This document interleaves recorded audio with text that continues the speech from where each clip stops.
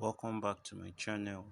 Today we'll be discussing on how to use your mobile phone to control your site, which is hosted by Wix.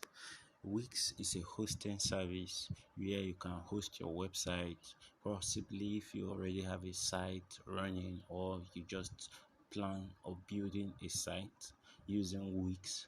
This mobile application will allow you control so many things about your site. Now, how do you go about it? First, you open your Google Play Store, then search for Wix application. Once I already have it download, once you download it, you click on open. Now, once it is open, it comes to this place where it says you should sign up.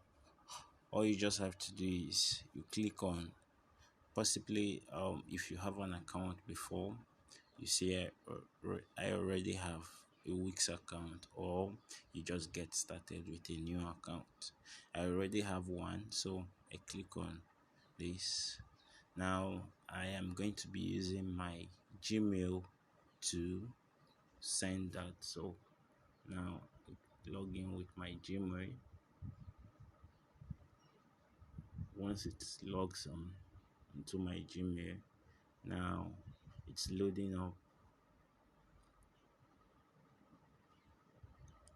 Now I have my dashboard coming up. I have the dashboard loading up now.